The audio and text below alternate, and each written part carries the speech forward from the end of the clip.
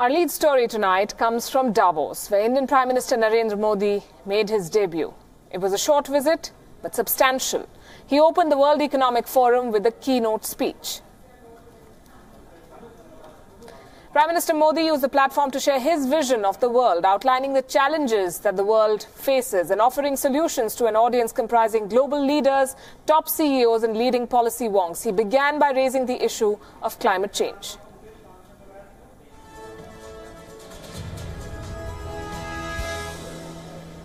सिर्फ 3 प्रमुख चुनौतियों का जिक्र करना चाहता हूं, जो मानव सभ्यता के लिए सबसे बड़े खतरे पैदा कर रही है।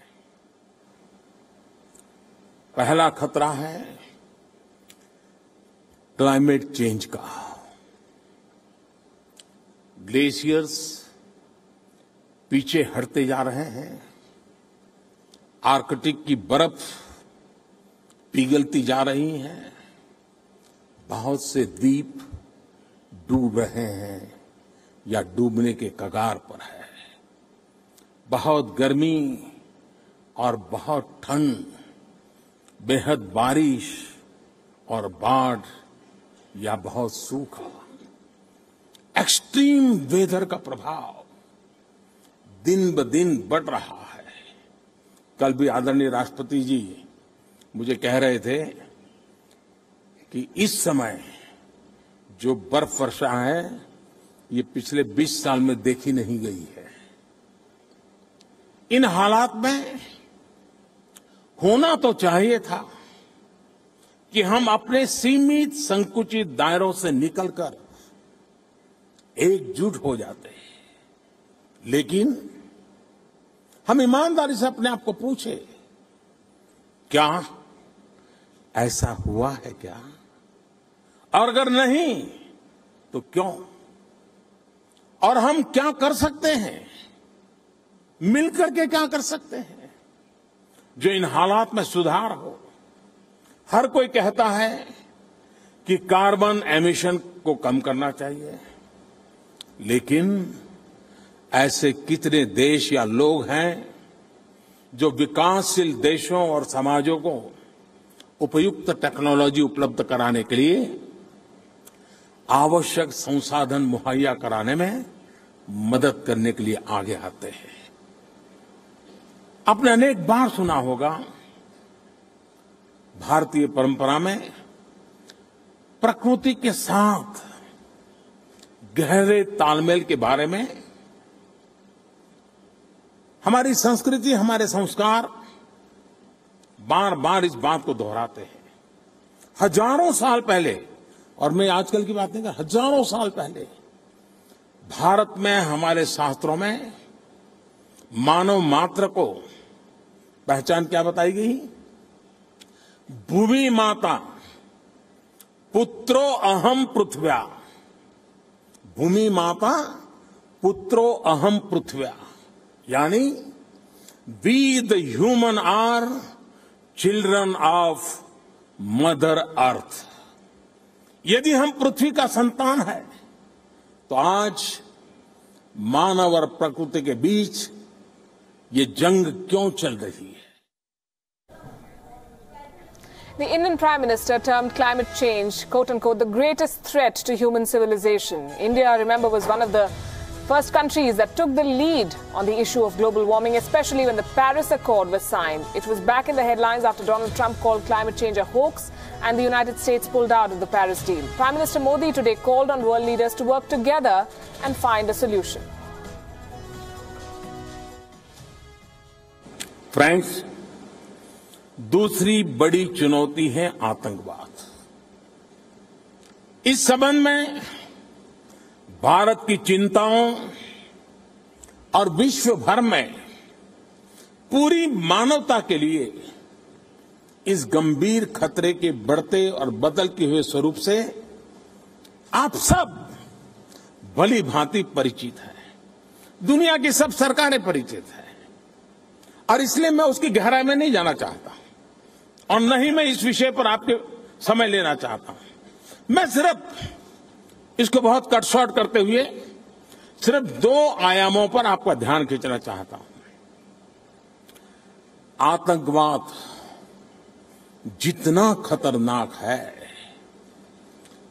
उससे भी खतरनाक है गुड टेररिस्ट और बैड टेररिस्ट के बीच बनाया गया आर्टिफिशियल भेद। दूसरा, समकालीन गंभीर पहलू जिस पर मैं आपका ध्यान चाहता हूं वह है पढ़े लिखे संपन्न युवाओं का रेडिकलाइज होकर आतंकवाद में लिप्त होना। मुझे आशा है इस फोरम में आतंकवाद और हिंसा की दरारों से, इनके द्वारा उत्पन्न फ्रैक्चर से हमारे सामने मौजूद गंभीर चुनौतियों पर और उनके समाधान पर शायद हर वक्ता कुछ न कुछ कहेगा, और इसमें ज्यादा आगे बढ़ाता नहीं हूं। As you heard, the second big challenge he highlighted was terrorism, and the Prime Minister's comments were, some say, a direct jibe at Pakistan, which continues to support terrorists on its soil. He said that any form of artificial distinction is more dangerous than the threat of terrorism itself and will only add to the growing fault lines within the global community. These comments resonate with the summit's theme this year, creating a shared future in a fractured world. The Indian Prime Minister, in fact, also sees protectionism as a major threat, and this is what he said.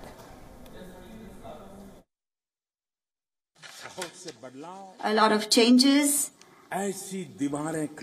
are creating walls and barriers which have made for humanity the path to peace and prosperity not just inaccessible, but an uphill and arduous one. These fractures, these divides, these barriers,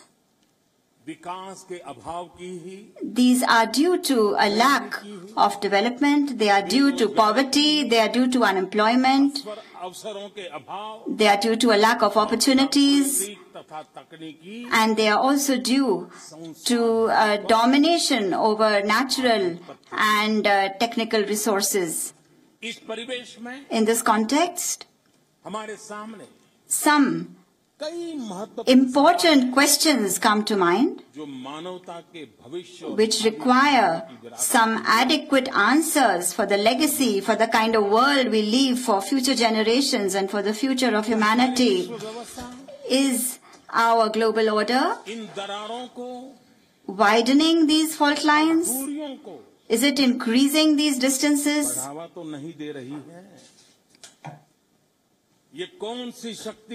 What are the powers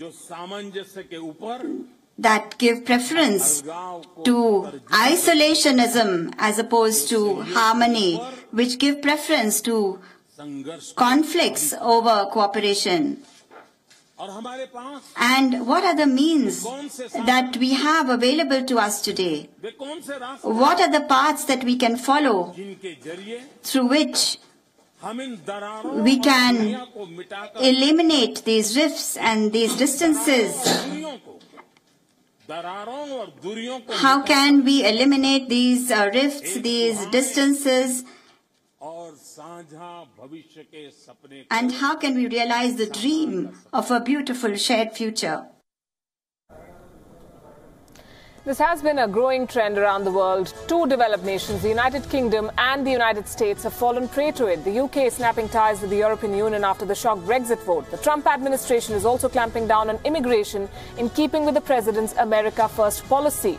The Indian Prime Minister today said that globalization has lost its luster and governments around the world must work together to deepen ties while staying committed to a rules-based world order. He also drew the world's attention towards the urgent need for reform at world bodies like the United Nations, something that India has been pushing for consistently. And finally, the Indian Prime Minister also effectively used the World Economic Forum to hard sell the Indian reform story. He encouraged CEOs to invest in India, drawing the world's attention towards the recent changes to foreign direct investment or FDI rules in the country, as well as policy changes made to improve the ease of doing business in India. मैं आप सबका आह्वान करता हूं कि अगर आप wealth के साथ वेलनेस चाहते हैं तो भारत में आइए। अगर आप हेल्थ के साथ जीवन की होलनेस यानी समग्रता चाहते हैं तो भारत में आए। अगर आप प्रॉस्पेरिटी के साथ पीस चाहते हैं तो भारत में आए।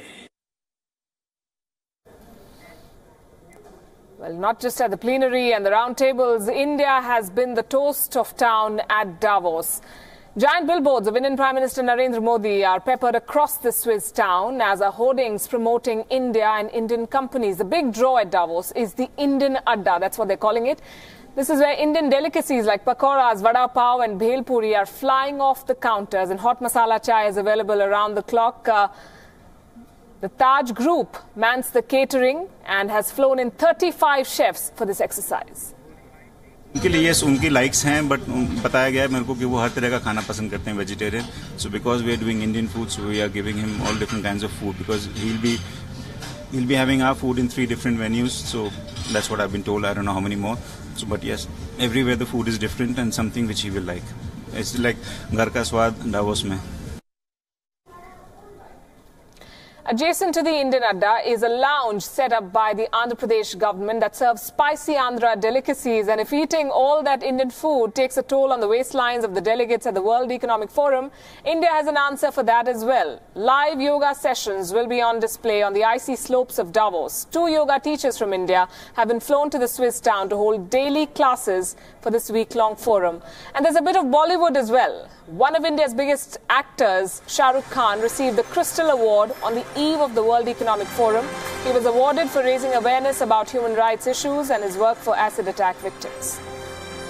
That's what I should do. I should just keep coming down here. Yeah, Professor Schwab and Mrs. Schwab, I've met them before, and there were times when they'd expect me to come down, but I couldn't make it. And for me, this is extremely new. And what is even more pleasant is that India is here in full power. So that's very nice, and I'm feeling much more at home that all you guys are here. Prime Minister Modi is on his way back. As I said, it's a short visit, but the summit will go on till Friday. Protests planned ahead of US President Donald Trump's arrival will be subdued due to the heavy snowfall. In fact, weather is playing spoilsport, with the Swiss town witnessing its heaviest snowfall in 20 years.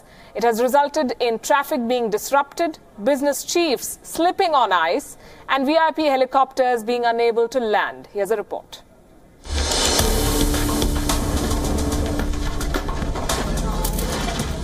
Davos' steep pine-dotted slopes being covered in snow is not a new sight. But the town being practically buried in 6 feet of snow has sent a shiver down many a spine. And the timing could not be worse. Every year, the tiny town of Davos in the Swiss Alps plays host to the World Economic Forum. But this year, the snow has complicated things in more ways than one. World leaders, business honchos and delegates struggle to reach the ski resort, with the main train into Davos buried in snow over the weekend. Helicopters proved to be too risky because of poor visibility. So people were packed into buses and cars for a treacherous ride, slowed down by roads resembling skating rinks.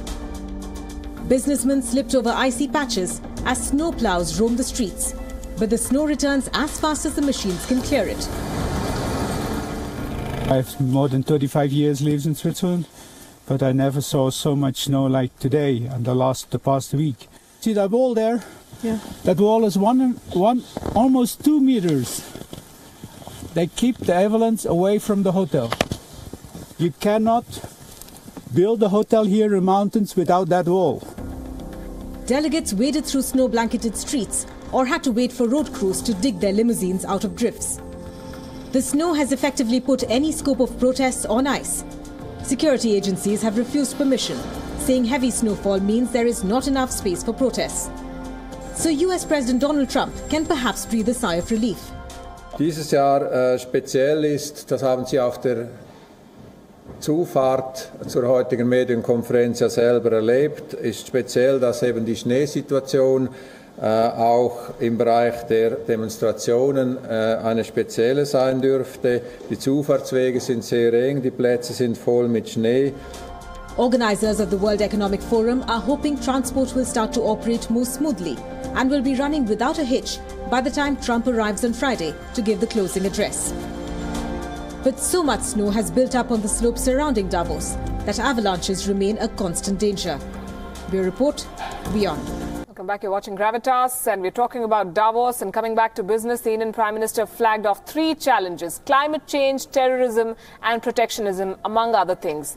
On at least 2 of the above, climate change and protectionism, he's at odds with his friend in the White House, Donald Trump. Let's first revisit what Modi said about climate change.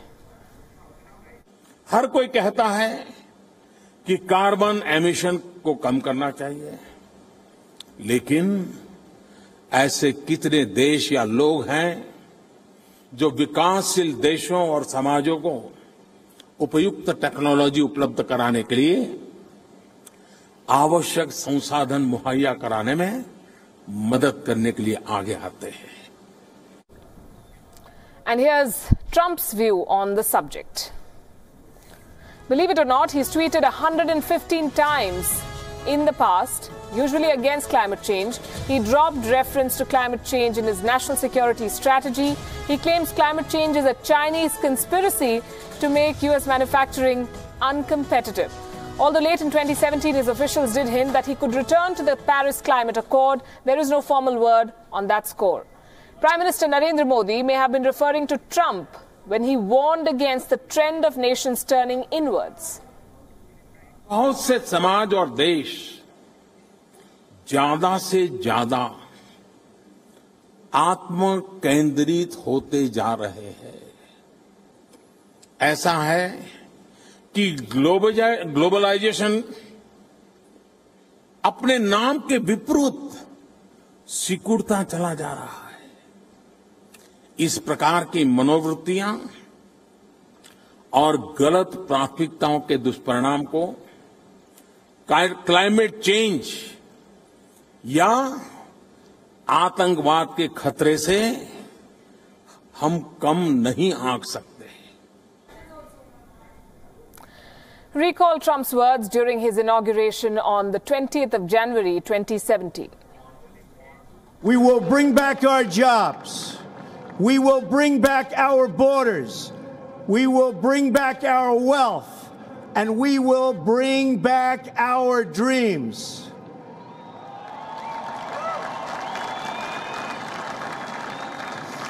We will build new roads and highways and bridges and airports and tunnels and railways all across our wonderful nation. We will get our people off of welfare and back to work, rebuilding our country with American hands and American labor.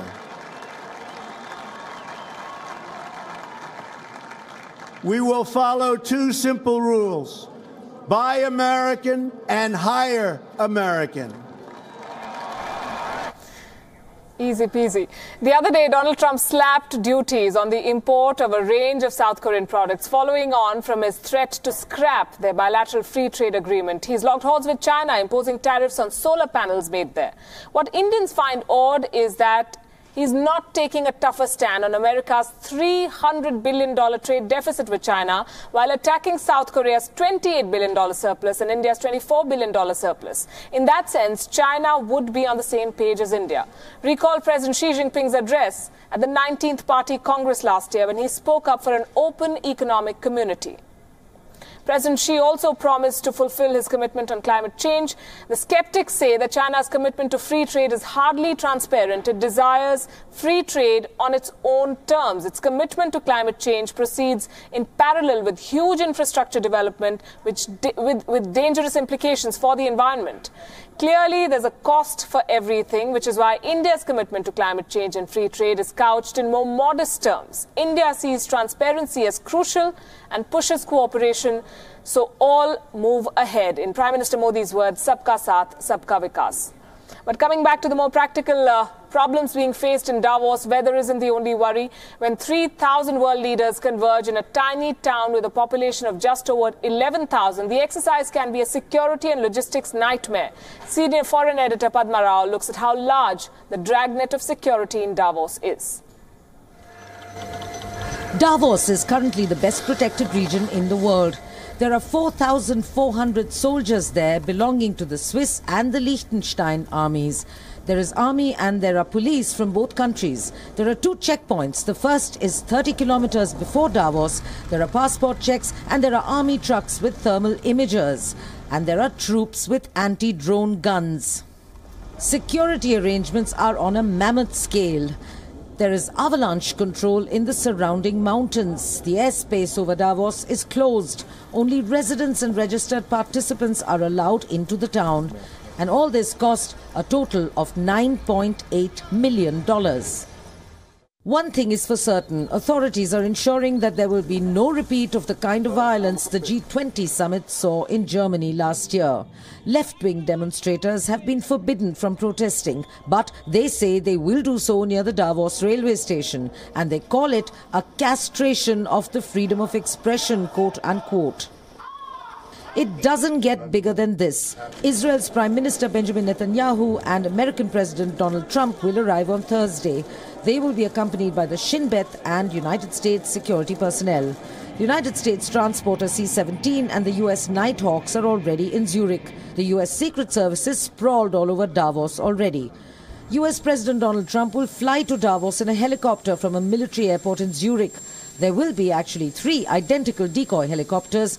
The one with the call sign Marine One will be the one in which President Donald Trump will fly. Though the Swiss army have said that they will not allow their US counterparts to carry high-caliber weapons and snipers, the Swiss media has little doubt that they will not be listened to. Davos's Intercontinental Hotel is called the Golden Egg for its shape and color. It has a secret floor, and that's where the US president will stay.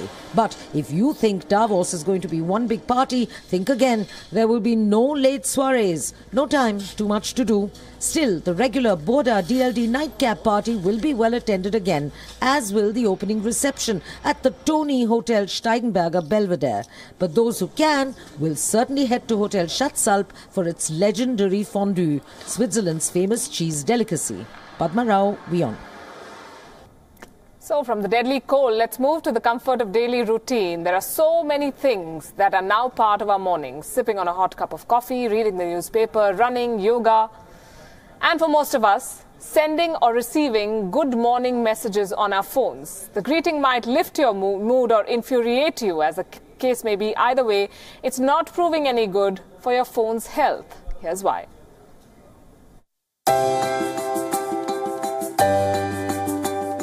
For many of us, a beeping phone in the morning can mean just one thing: good morning messages. Your uncle, a colleague, or your friend from college, all eager to wish you the very best for the day. Accompanied by digital flowers, a cup of coffee, and sometimes rainbows and unicorns. You either love them or hate them. But if your phone could talk, it would tell you that it definitely detests them. After all, a steady stream of these texts slows your phone down over time. Don't believe us? Ask Google. The internet giant found that 1 in 3 smartphone users in India see their phones run out of space because of good morning texts. In comparison, only 1 in 10 users in the United States deals with low storage on their phone. Google also found a 10-fold increase in searches for good morning messages on its engine. That's not all. Pinterest has seen a 9-fold increase in similar searches. Your phone may be struggling with low storage because those pesky morning messages are getting saved in its memory. For this though, we have a solution. Download Google's Files Go app. It uses artificial intelligence tools that prompt the user to delete unnecessary content. Google says the app has cleared up an average of more than 1 gigabyte of data per user. Easier still, make sure your phone settings don't download the messages to your phone automatically. Or just delete after reading. Your phone will thank you. Bureau Report, WION. Now, you've probably heard and probably even seen pictures or videos of the Great Wall of China. There's another one hidden from the world, an underwater Great Wall of sensors in the South China Sea to track and monitor the movement of foreign navies. It's still work in progress, we are told. And now, add to that a third wall, one that will virtually cut off the Muslim-majority province of Xinjiang from its 8 neighbors. But China's larger concern may stem from the danger posed by radicalized Uyghurs in Pakistan.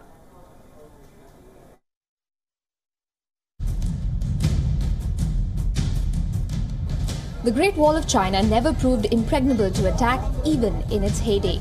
China hopes to do better with a new wall of barbed wire, drones and surveillance cameras to secure its border with Pakistan-occupied Kashmir and ensure radicalized Uyghur Muslims do not infiltrate to destabilize the Xinjiang province.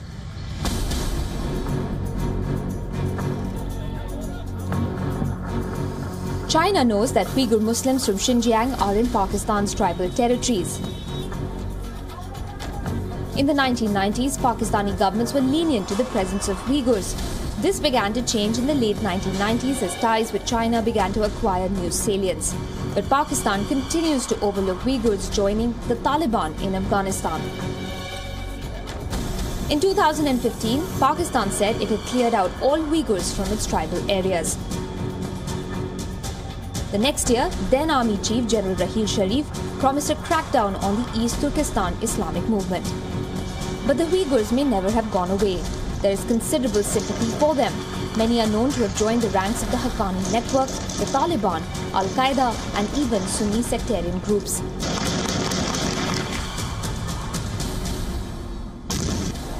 These groups flourish with the support of the Pakistani army and intelligence. The concern for China is what happens tomorrow when Uyghur militants returning from the battlegrounds of Syria slip into Xinjiang from Pakistan-occupied Kashmir. In 2015, the number of Uyghur militants in Syria was estimated in the hundreds. Now their numbers could be far more. In Syria, Uyghur militants are fighting with the Al-Nusra Front. The bulk of them are believed to be in Idlib.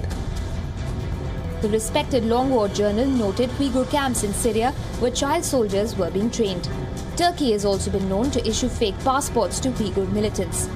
As China steps up its involvement in the $50 billion economic corridor in Pakistan, concern about protecting its investments is growing. How does China get Pakistan to crack down on the Uyghurs when its army and intelligence are hand in glove with the same terror outfits that have Uyghurs as their frontline fighters? Bureau Report, WION. And going back to our top story, in fact, the World Economic Forum in Davos, WION has been getting you the biggest voices from the summit, from world leaders and business honchos. WION Sumit Chaturvedi speaking to all of them. This is what he sent us. I have never seen in Davos so much of turnout. The hall, I don't know how many people, thousands of people was there, and it was really Western people. They were applaud and they were mesmerized the way he was talking, and he was talking very like a that Vasudhaiva Kutumbakam, and he said all of us should work together, and then the way he invited everybody to come and invest, and apart from business, they will also find the home, they will also find the connection with the people. So very well he said. It is a wonderful speech. He has given a water in our culture. That is he has given all the message to everybody. What is our Vedic or everything is saying. What is they say that it's completely, the whole universe is one. Wonderful message. I think this is the best message I've seen in this. It is a right forum, right message is given. Do you think Indians' time has come now? We are representing here in Davos so many ministers, CEOs like you. India's time has finally come on this global stage. It has come when Modi has come. That time has come. It is not that earlier, before the Modi comes, any foreigner coming, what we can do to India. Now after Modi has come, what India can do, they completely changed. I can say that no multinational companies survive without having a investment in India. Well, as you know, India is a very important partner to us, and of course we share a lot of things in common, geography, history. Of course we have blood ties because we're all Indian diaspora. There's Mauritius. And I think he's touched on some very important issues, because at the end of the day, what do we want? We want peace, we want security, we want, of course, solidarity. And I think this is what will matter at the end of the day. And we, of course, as very close partners, as I said, to India, a lot of investment to India goes through Mauritius. And, of course, we want to keep on building our relationship and, of course, keep on consolidating our bilateral relations. And we'll be bringing you many more voices through the course of this week from Davos. We on Sumit Chaturvedi reporting from there. Back home now, and what happens when you're growing up in India's Kashmir Valley while guns and bombs are going off around you? Remember, the Prime Minister did speak about terrorism as a major threat. What happens when you're confronted with terror propaganda from across the border in Pakistan? Many young children in Kashmir, it seems, are being pushed to take up arms in this manner. WION's Khalid Shah reports. There was a storm when this picture appeared on social media in mid-January. A young girl, possibly 10 years old, seen posing with a Kalashnikov rifle in her hand, sitting on the grass. Behind her, the bare trees of what appears to be a fruit orchard in South Kashmir. It was captioned, "Active Kashmiri Commander Zinat-ul-Islam, also known as Usman Bhai, doing lunch at an unknown place with his daughter." Kashmir civil society was outraged at another instance of a youngster being robbed of her childhood. सबसे पहले ये photo मैंने Facebook पे देखी थी, जिस photo की जिक्र आप कर रहे हो। ये बड़ी अफसोस की बात है। ये जो हमारे छोटे बच्चे हैं, इनको ये बंदूक या ऐसी कोई चीज़ हाथ में दी जाती है। मैंने ये फ़ोटो देखी और मैं अपनी बात बोलूँगा, मैं बड़ा उदास हुआ ये देख के, क्योंकि जो ये हमारी जो जनरेशन है, ये इस आग में जो झुलस रही है, और हम इस जो आने वाली जनरेशन को भी इसी में डाल रहे हैं। ये बड़ी अफसोसनाक बात है। Just a few weeks before the girl's picture surfaced on social media, a teenager called Fardeen Ahmed Khande appeared in a video claiming responsibility for the suicide attack at the training camps of India's Central Reserve Police Force, or CRPF. 5 CRPF troops and 3 terrorists of the Jaish-e-Mohammed, including 17-year-old Fardeen Khande, were killed in that ghastly attack. The terror group Jaish-e-Mohammed released Fardeen's video a day after he was killed in the attack. Clearly, the video was recorded as a propaganda tool. The teenager is surrounded by arms, including Kalashnikovs, rifles and grenades. This was the first suicide attack in many years in the state of Jammu and Kashmir, which involved a local Kashmiri, that too a young boy. This kind of glorification is very unfortunate, and children should not be made to understand that holding a gun is a matter of honor or pride, because for our children the most important thing is education. If they have to make their future, they have to build their lives, it has to be built on the foundation of a good education, not holding a weapon in the hand. In May 2017, another teenager, Faizan Bhatt, was killed in an encounter along with Hizbul Mujahideen commander Sabzar Bhatt. Faizan had fled with the assault rifle of a CRPF trooper when he was participating in pelting stones at the forces. The tragedy of Kashmiri children's lost childhood was highlighted by India's Prime Minister Narendra Modi during one of युवकों के हाथ में, जिन बच्चों के हाथ में laptop होना चाहिए, जिन बालकों के हाथ में वॉलीबॉल का बॉल होना चाहिए, क्रिकेट का बैट होना चाहिए, मैदानों में मस्ती से खेल होना चाहिए, हाथ में किताब होनी चाहिए, मन में सपने होने चाहिए, आज ऐसे निर्दोष बालकों के हाथ में पत्थर पकड़ा दिए जाते हैं। The images of the child soldiers of Syria led to global condemnation. The children of Kashmir are now under a similar threat. In 2016, children and teens participated in the stone pelting unrest. An undated video on social media showed kids enacting encounters. In June and July of 2017, security forces prevented 8 boys from joining terror groups. An online campaign called Disarm Child Soldiers of Kashmir began in the wake of the 2016 unrest. This shocking image of a minor girl holding a Kalashnikov is yet another example of propaganda coming in from terror groups. While many minors have been killed in encounters, but the propaganda is not stopped terror groups. While many minors have been killed in encounters, but the propaganda is not stopping. This glorification of violence is indeed worrying. Reporting for WION in Srinagar, Khalid Shah with camera person Farooq Wani. Leaving you with that, Gravitas Images finally wrapping up this edition. Thanks very much for watching.